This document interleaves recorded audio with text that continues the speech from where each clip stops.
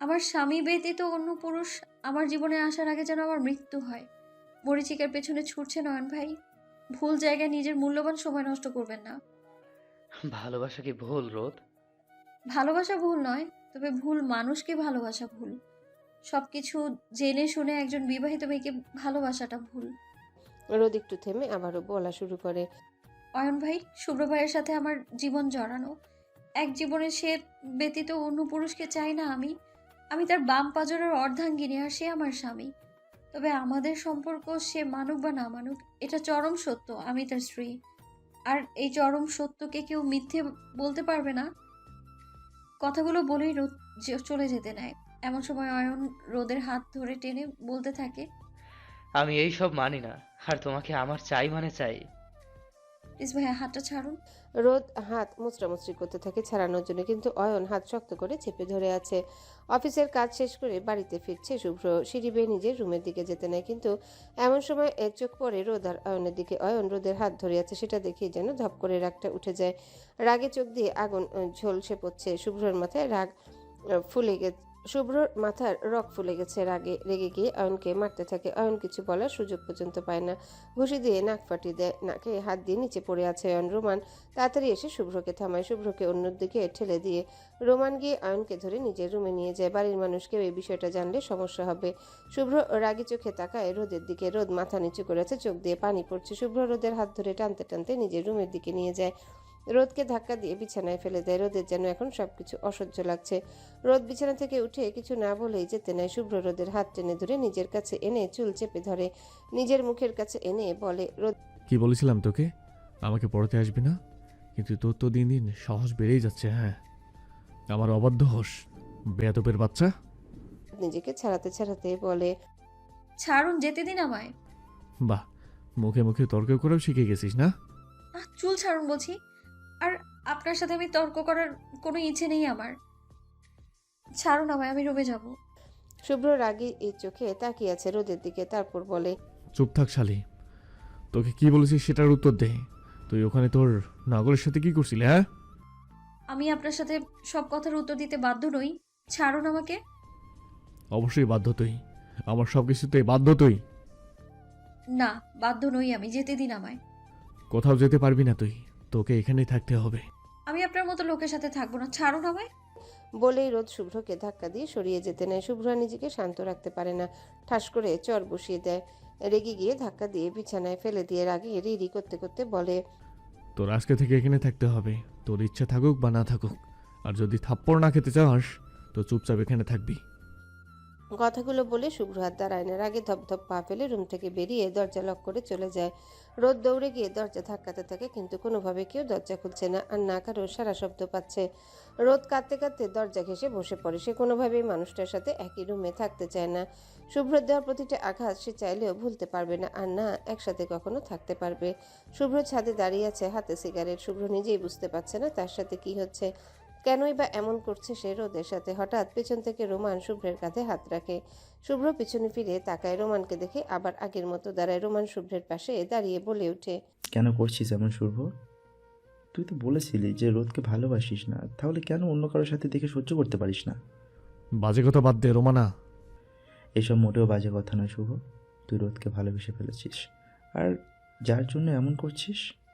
তুই ভুল ধারণা নিয়ে আসিস, ওই মেয়ের প্রতি আমার কোনো ভালোবাসাই নেই। তাহলে এসব কেন করছিস? আর রোদকে কেনই বা নিজের রুমে আটকে রেখেছিস? ইচ্ছা হয়েছে তাই। আর ওই মেয়েকে কষ্ট দেওয়ার জন্য হলেও আমার প্রয়োজন। ওকে, আমি কষ্ট দিব, ও কাঁদবে, তবুও ওকে আমি অন্য কারো কাছে যেতে দেবো না। আর না অন্য পুরুষের ছোঁয়া ওর জীবনে পড়তে দিব আমি। শুভ্র কথাগুলো বলে আর দাঁড়ায় না, ছাদ থেকে নিচে চলে আসে। রাত 12টা। রুমে ঢুকতেই এর চোখে পড়ে রোদের দিকে। ফ্লোরে দুই হাতের উপর মাথা দিয়ে ঘুমিয়ে আছে, গায়ে একটা সাদামাটা থ্রি-পিস। তারপর সৌন্দর্য যেন কম পড়ছে না। শুভ্র ধীর পায়ে গিয়ে রোদের পাশে এক হাঁটুতে ভর দিয়ে বসে। কান্না করার জন্য চোখ মুখ লাল হয়ে আছে ফুলে। ঠোঁট দুটো কিছুক্ষণ পরপর কেঁপে উঠছে। শুভ্র অপলক দৃষ্টিতে তাকিয়ে আছে রোদের দিকে। কোনো একজন কবি বলে গিয়েছিলেন, যখন কেউ ঘুমায় তখন তাকে সব থেকে নিষ্পাপ দেখায়। রোদকে কোলে করে নিয়ে বিছানার উপর শুইয়ে দিয়ে রোদের দিকে এক পলক তাকিয়ে ওয়াশরুমে চলে যায় ফ্রেশ হতে। 10 মিনিট পর ফ্রেশ হয়ে বের হয়ে বিছানার উপর এক নজর তাকায়, তারপর রুম থেকে বেরিয়ে যায়। সকাল 10টা। রোদের ফোনে কল আসতেই ফোন কানেনি। কথা বলতে যাবে এমন সময় কারো কান্নার শব্দে থমকে যায় রোদ। বুকের ভিতর ধক করে উঠে কাঁপা কাঁপা কণ্ঠে বলে ওঠে, ঠিক আছিস তুই নীলা? এভাবে কাঁদছিস কেন? ঠিক আছিস তুই? নীলা কাঁদতে কাঁদতে বলে, আমি ঠিক আছি, কিন্তু আমাকে বাড়ি থেকে বের করে দিছে রোদ। আবার কি আকাম ঘটিয়েছিস তুই? আমার কোনো দোষ নেই রোদ। এমনি এমনি তো আর আঙ্কেল আন্টি তোকে বাসা থেকে বের করে দেবে না। আগে বল কি আকাম ঘটিয়েছিস? নীলা কাঁদো কাঁদো স্বরে বলে ওঠে, আমাকে দেখতে আসছিল কালকে। তোকে দেখতে আসছে আর আমাকেই বলিস নি? কি করে বলবো? আমার মাথা। হ্যাঁ, আমি নিজেও জানতাম না যে আমায় দেখতে আসবে। হুট করে আম্মু এসে বলে আমাকে নাকি দেখতে আসছে। আমি প্রথমে না বলি, কিন্তু তারা কেউ আমার কথা শুনেনি, জোর করেছে। আর আমাকে জোর করলে যা হবার তাই হইছে। বিয়ে করে নে, সমস্যা কি? রোদ, তুই চাস আমার মতো একটা সুন্দরী মেয়ে ওই সরকারি বুইড়ার টাকলাকে বিয়ে করি? হ্যাঁ। এই তুই কি করেছিস পাত্রপক্ষের সঙ্গে? আসলে বাসায় ঢোকার আগে ছাদ থেকে পচা ডিম ছেলে আর ছেলের মা বাবাদের গায়ে মেরেছি, আমি আর আমার ভাই মিলে। তারপর কি হয়েছে? পাত্রপক্ষ বাড়িতে ঢোকার আগেই পালিয়েছে। নীলা কাঁদো কাঁদো স্বরে বলে ওঠে। রোদ হাসতে হাসতে বলে, তুই এটা ঠিক করিস নি নীলু। থাম তো তুই। পাত্রপক্ষ আব্বুর সাথে অনেক রাগারাগি করছে, বিয়ে ভেঙে দিছে। আব্বু আমার উপর সন্দেহ করে, আমার ছোট ভাইকে ধমক দিছে। তারপর আমার ভাই সব বলে দিয়েছে। আব্বু আম্মু রাগ করে বাসা থেকে বের করে দিছে। এখন আমি কোথায় যাব রোদ? তুই আমাদের বাসায় আয়, আঙ্কেল আন্টি রাগ কমলে তোকে নিয়ে যাবে তখন। আচ্ছা ঠিক আছে, আমি আসছি। কথা বলে রোদ ফোন রেখে দেয়। আজকে সকাল সকাল ঘুম ভেঙে রোদের নিজেকে শুভ্রের বিছানায় দেখে কিছুটা অবাক হয়, কারণ সে কালকে রাতে ফ্লোরে কাঁদতে কাঁদতে শুয়ে পড়েছিল। কিন্তু সে বিছানায় আসলো কি করে? রোদ আশেপাশে তাকায়, কিন্তু শুভ্রকে কোথাও দেখতে পায় না। শুভ্রের রুম থেকে বেরিয়ে নিজের রুমে গিয়ে ফ্রেশ হয়। এখন সময় বিকাল 5টা। নীলা অনেক আগে এসেছে, দুপুরের দিকে। তবে নীলায় গাধাটার সাথে দেখা হয়নি। রোদ, নীলা, রুহি মিলে অনেকক্ষণ গল্প করে। অহনা, টিনা, নিলয় এরা তাদের নানুর বাড়িতে গেছে। আরাফ চৌধুরী বাড়িতে নেই। হাসিব বেগম হঠাৎ উধাও। সে সবাইকে বলে গেছে যে সে তার বাবার বাড়ি যাচ্ছে, কিন্তু সে সেখানে যায়নি। শুভ্রের চাচা আরিফ চৌধুরী, আরাফাত চৌধুরী এরা ব্যবসার জন্য চট্টগ্রামে থাকে। 6 মাস 8 মাস পর পর কয়েকদিনের জন্য বাড়িতে আসে। সেরকম তাদের আসা হয় না চৌধুরী বাড়িতে। চৌধুরী বাড়িতে এখন রোমান, অয়ন, শুভ্র, হেনা বেগম, রোদ, নীলা, রুহি আর রিয়া আছে। রিয়াকে দেখে গেছে হাসি বেগম সবার উপর নজর রাখতে। রুহি করিডোর দিয়ে নাচতে নাচতে যাচ্ছিল রোদ আর নীলার কাছে। এমন সময় কারো শক্ত হাতে কেউ টান দেয়। রুহি ভড়কে যায়। রোমান রুহির হাত ধরে টেনে নিজের সামনে দাঁড় করায়। রুহি রোমানকে সামনে দেখে রাগি রাগি ভাব নিয়ে বলে, এই, আপনি হাত ধরে আছেন কেন? হাত ছাড়ুন তো। রোমান রুহির দিকে তাকিয়ে আছে ঘোর লাগা দৃষ্টিতে। রুহি হাত মোচড়াতে মোচড়াতে বলে, ভারী অভদ্র লোক তো আপনি। হাত ছাড়তে বলছি কিন্তু ছাড়ছেন না। রোমান ঠোঁট কামড়ে হাসে, তারপর বলে, ও তাই নাকি? আমি অভদ্র? হ্যাঁ, আপনি একটা অভদ্র লোক। রোমান রুহির হাত ধরে টেনে নিজের সাথে মিশিয়ে কোমর চেপে ধরে দুষ্টু হেসে বলে, অভদ্র হয়েছে আমি তোমারই প্রেমে। রুহি চোখ বড় বড় করে তাকিয়ে আছে। যখনই কিছু বলতে যাবে রোমান রুহির ঠোঁটে আঙ্গুল দিয়ে বলে, ইস, কথা বলো না কেন? বলো না সুইট হার্ট। রুহি রেগে গিয়ে রোমানের ঠোঁটে রাখা আঙ্গুলে কামড় বসায় জোরে। রোমান আহ বলে চিৎকার করে রুহিকে ছেড়ে দেয়। রুহি রোমানের কাছ থেকে ছাড়া পেয়ে রাগান্বিত হয়ে বলে, কোথাও শুনেছিলাম সুন্দর ছেলেরা নাকি লুচ্চা হয়। আজকে তার প্রমাণও পেলাম, অভদ্র লোক। কথাগুলো বলেই রুহি চলে যায়। রোমান মুচকি হাসে, মনে মনে বলে, অভদ্র তো তোমার সাথেই হব। হে আমার শ্যামবতী, তুমি আমার রাতের ঘুম কেড়ে নিয়েছো, আর আমি তোমার রাতের ঘুম হারাম করে ছাড়বো। রুহি, নীলা, রোদের কাছে আসে। তিনজন মিলে অনেকটা সময় গল্প করে কাটায়। মাগরিবের আজান দিতে সবাই উঠে নামাজের জন্য যায়। রোদ নামাজ পড়ে ড্রয়িং রুমে আসে। হালকা পাতলা কিছু নাস্তা বানিয়ে নিবে সবার খাবার জন্য। রিয়া রোদকে দেখে রাগে ফুঁসতে থাকে, কারণ এই মেয়ে তাকে সেদিন গলায় ছুরি ধরেছিল। কিন্তু তার খালামুনি বিশ্বাস করলো না। বাসা একদম ফাঁকা, যে করেই হোক এই রোদকে একটা শিক্ষাই দিতেই হবে। মনে মনে শয়তানি ফন্দি আটে রিয়া। রোদ নাস্তা বানিয়ে নিজের রুমের দিকে যায়। সবাই নাস্তা করে অনেকটা সময় গল্প করেও কাটায়। রাত 10টা। কালকে রাতে শুভ্র যে বাসা থেকে বেরিয়েছে আর আজকে সারাদিনেও বাড়িতে আসেনি। এইমাত্র বাড়ি ঢুকছে ক্লান্ত শরীর নিয়ে। রোদ ড্রয়িং রুমে ছিল হেনা বেগমের সাথে। শুভ্র ড্রয়িং রুম পেরিয়ে সিঁড়ি বেয়ে উপরে উঠতে যাবে, তখনই হাসির শব্দ পায়। পেছনে ফিরে তাকায়, রোদ আর হেনা বেগম কিছু একটা নিয়ে হাসছেন। শুভ্র রোদকে উদ্দেশ্য করে গম্ভীর কণ্ঠে বলে ওঠে, রোদ, 1 কাপ গরম গরম কফি বানিয়ে 5 মিনিটের মধ্যে আমার রুমে আয়। হেনা বেগম আর রোজ শুভ্রের কণ্ঠ পেয়ে সিঁড়ির দিকে তাকায়। শুভ্র কথাগুলো বলে আর দাঁড়ায় না, চলে যায় নিজের রুমে।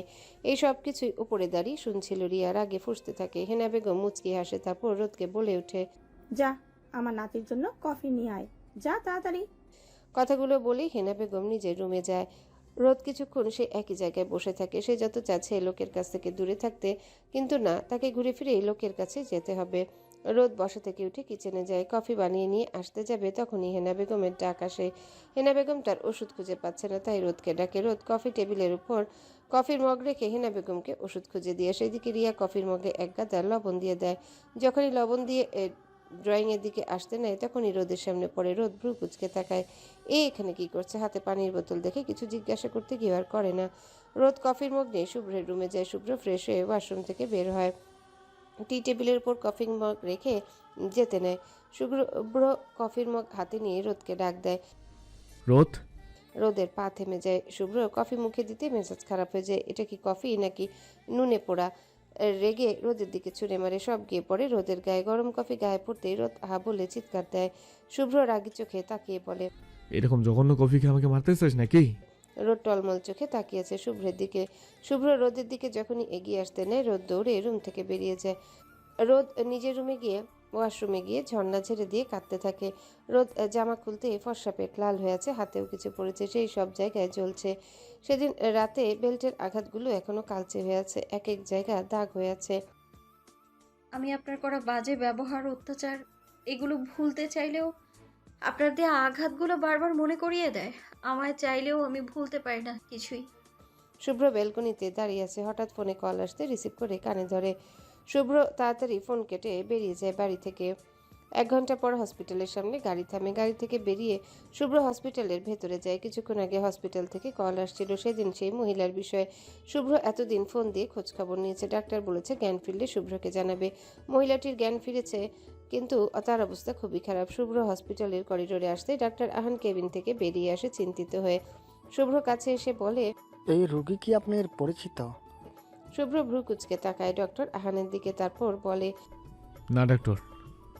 রোগী শুভ্র নামে কাউকে ডাকছে, আর রোগীর রিপোর্ট দেখে মনে হচ্ছে যে সে তার মাথায় এর আগেও গভীর আঘাত পেয়েছিল, যার জন্য তার স্মৃতিশক্তি ছিল না, আর সে আঘাতের জায়গায় আবার আঘাত পেয়েছে।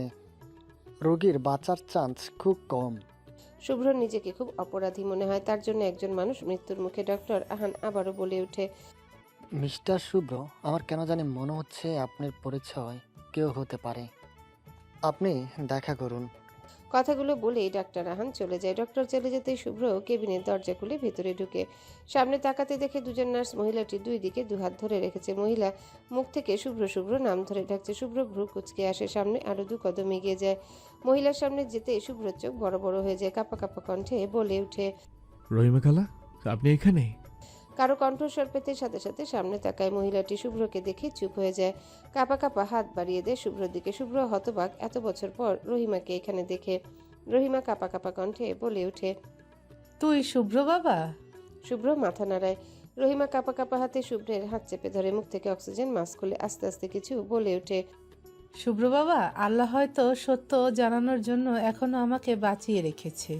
কথাগুলো বলতে বলতে চোখ ভিজে ওঠে। শুভ্র অস্থির হয়ে বলে ওঠে, খালা, আপনি শান্ত হন, আগে সুস্থ হন, তারপর আপনার সব কথা শুনবো আমি। না বাবা, আজ না বলতে পারলে আমি আর কখনোই বলতে পারবো না। আমার আর সময় নেই বাবা। সব কিছু তোমাকে বলে যেতে না পারলে আল্লাহ আমাকে পরপারে মাফ করবে না।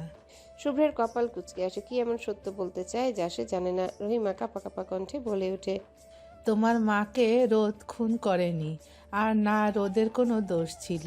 তোমাকে আমি মিথ্যা বলেছিলাম বাবা। শুভ্র বসা থেকে উঠে পড়ে, হাত পা কাঁপতে থাকে, কাঁপা কাঁপা কণ্ঠে বলে ওঠে, খালা, আপনি এসব কি বলছেন? রহিমার চোখ দিয়ে পানি পড়ছে, শ্বাস বেড়ে গেছে। জোরে জোরে শ্বাস নিতে নিতে বলে, বাবা সেদিন আমি লোভে পড়ে মিথ্যা বলেছিলাম, যার জন্য শাস্তি আমি পেয়েছি। আর তোমাকে যে ছবিগুলো দেখানো হয়েছিল সব কিছু মিথ্যা ছিল বাবা। আমি আমার পাপের শাস্তি পেয়েছি, তোমরা আমায় মাফ করে দিও। শুভ্র রহিমার কাছে গিয়ে বলে, কাল আর রোজ যদি কিছু না করে থাকে তাহলে কি করেছে এসব বলো? কে আমার মায়ের খুনি? আর কেন বা রোদের নামে মিথ্যে বলেছে আমাকে? রহিমার চারিদিক অন্ধকার হয়ে আসে, জোরে জোরে শ্বাস নিতে নিতে বলে, তোর সব থেকে আপনজন এই সব করেছে, রোদকে তোর থেকে দূরে করার জন্য এই সব করেছে।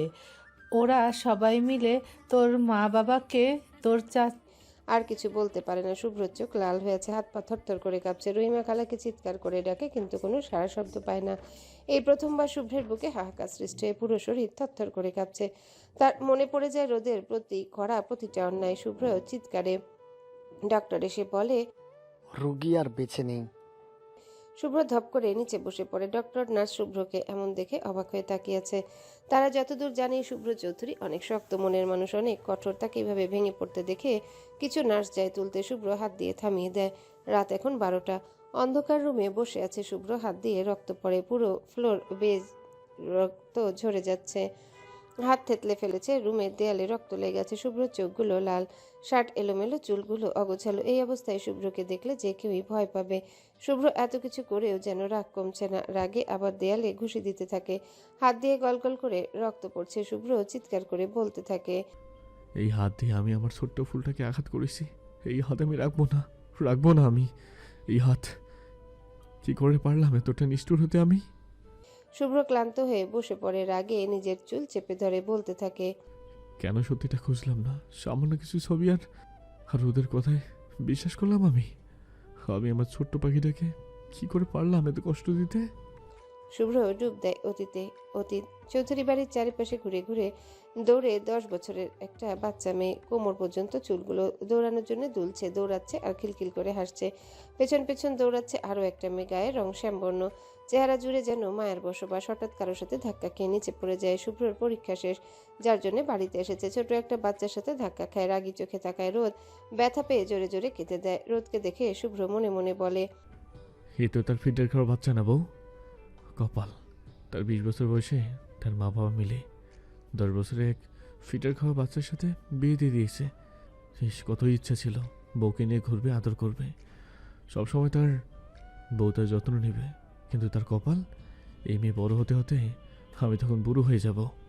দীর্ঘশ্বাস ফেলে শুভ্র রোদের হাত ধরে উঠে দাঁড় করাতে নেয়, কিন্তু রোদ দাঁড়াতে পারে না। রোদ ভ্যা ভ্যা করে কাঁদছে। শুভ্র কোনো কিছু না ভেবে রোদকে কোলে করে নিয়ে বাড়ির ভেতরে যায়।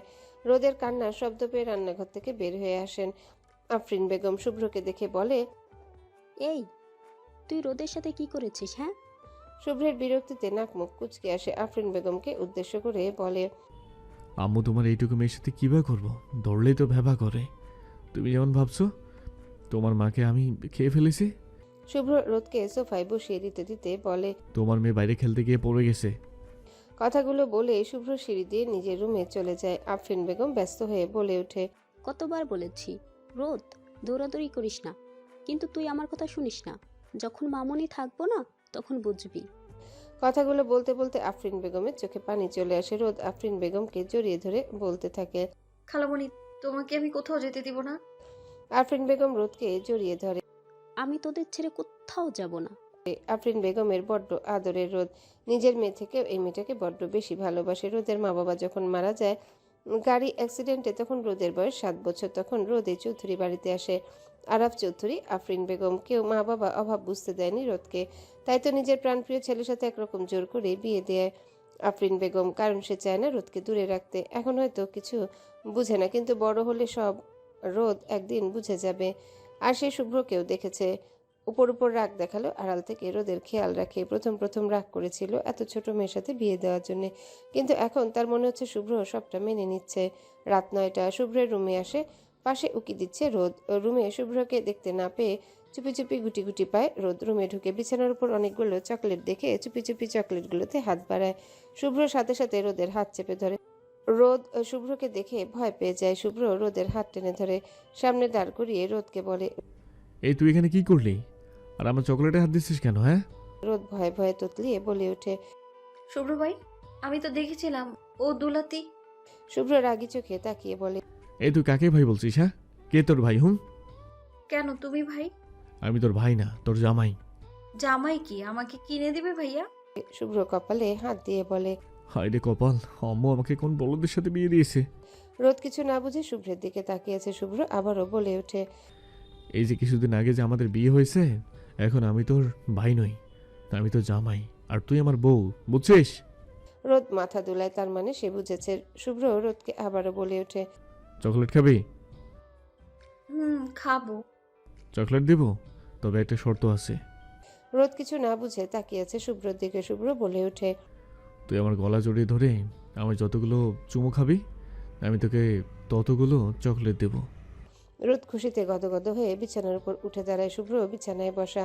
রোদ শুভ্রের গলা জড়িয়ে ধরে শুভ্রকে চুমু খেতে থাকে। গুনে গুনে শুভ্রের শরীর কেঁপে ওঠে অজানা অনুভূতিতে। রোদ শুভ্রের ঠোঁটে চুমু দিতেই শুভ্র রোদকে বুকের উপর নিয়ে বিছানার উপর শুয়ে পড়ে। রোদের কপালে পড়ে থাকা চুলগুলো সরিয়ে কপালে চুমু খায়। রোদের কপালে কপাল ঠেকিয়ে নেশালো কণ্ঠে বলে ওঠে। বউ? রোদ আস্তে করে বলে ওঠে, জামাই। এ বউ, কবে বড় হবে? আমার যে খুব কষ্ট হয়, বউ খুব করে চুই দিতে ইচ্ছা করে, তাড়াতাড়ি বড় হয়ে যাও না। রোদ শুভ্রের বুকের উপর বসে বলে ওঠে, আমি অনেক বড় বড় হয়েছি আমি। তুমি আমাকে বড় হতে কেন বলছো জামাই? আমি তো অনেক বড়। শুভ্র হাসে, কি বলছে তার ছোট্ট ফুল তাকে। শুভ্র রোদকে বলে ওঠে, তুই বড়? কে বলেছে? আর আমাকে তুই জামাই বলছিস? মামুনি মামুনি বলছে আমি অনেক বড় হয়েছি, আর তুমি তো একটু আগে বললা তুমি জামাই, তাই তোমাকে জামাই ডাকছি। কতখানি বড় হয়ে গেছো আমার রোদ পাখি? রোদ হাত দিয়ে দেখায় এতখানি জামাই। শুভ্র আবারও বলে ওঠে, জানিস, বড় হলে জামাই আদর খেতে হয়। রোদ না বুঝে শুভ্রের দিকে তাকিয়ে বলে, আমি তো বড়, আমি খাবো আদর, আমাকে আদর কিনে দাও। শুভ্র রোদের গালগুলো টেনে দিয়ে বলে, আদর তো কিনা যায় না পাখি, তবে বেশি বেশি খেয়ে বড় হওয়া যায়, তারপর আমি তোকে আদর দিব। শুভ্রের কথা শুনে রোদ খুশি হয়ে যায়। শুভ্র রোদকে ডেইরি মিল্ক চকলেট সাথে কিটক্যাট আরও অনেক চকলেট বের করে দেয়। রোদ চকলেটগুলো পেয়ে তো মহাখুশি, দৌড়ে শুভ্রের রুম থেকে চলে যায়। রোদ যেতে শুভ্র হাসে। এই ছোট্ট ফুলটার প্রতি তার অন্যরকম একটা টান অনুভব করে। রোদকে যখন বিয়ে করেছিল তখন খুব রেগেছিল তার মায়ের উপর, কিন্তু কেন জানি এই বাচ্চা মেয়ের মায়া জড়িয়ে পড়েছে। রোদের বাচ্চামোগুলো তার খুব পছন্দ। আফরিন বেগম শুভ্র রুমের সামনে এসে বলে, আসতে পারি বাবা? শুভ্র তার মাকে দেখেই মুখে হাসি ফুটে আফরিন বেগমকে বলে ওঠে, আম্মু, আমার রুমে আসতে তোমার কোনো অনুমতি লাগবে না, তুমি আসো তো। আফরিন বেগম হাসেন। শুভ্রের বিছানার উপর বসে। শুভ্র বিছানায় গিয়ে মায়ের কোলে শুয়ে পড়ে। আফরিন বেগম শুভ্রের মাথায় হাত বুলাতে বুলাতে বলে, আমার মাফ করে দিস বাবা, আমি তোদের ভালোর জন্য এসব করেছি, আমার উপর রেগে থাকিস না। শুভ্র মাথা তুলে মায়ের দিকে তাকিয়ে হাসি দিয়ে বলে ওঠে, আমি তোমার উপর রেগে নেই আম্মু। আফরিন বেগম স্বস্তি নিঃশ্বাস ফেলেন। শুভ্রকে উদ্দেশ্য করে বলে ওঠে, আমাকে একটা কথা দিবি বাবা? কি কথা আম্মু? আফরিন বেগম শুভ্রের হাত নিজের মাথায় রাখে, তারপর বলে ওঠে, শুভ্র, তুই আমার রুহি আর রোদকে দেখে রাখবি, ওদের কখনো কষ্ট দিবি না। আমরা যদি নাও থাকি, সারা জীবন রোদ রুহির ছায়া হয়ে আগলে রাখবি। আমি কথা দিচ্ছি আম্মু, আমি রোদ রুহিকে সবসময় আগলে রাখবো, কখনোই কষ্ট পেতে দেব না। সকাল 8টা। চৌধুরী বাড়ির সবাই সকালে নাস্তা করছে। রোদ রুহি দৌড়ে আসে খাবার টেবিলে। শুভ্র নাস্তা করছিল। রোদকে দেখে মুচকি হাসে, আবার নিজের খাবার খাওয়াতে মনোযোগ দেয়। রোদ গিয়ে খাবার টেবিলে বসে পড়ে। আফরিন বেগম রোদকে খাবার দেয় প্লেটে।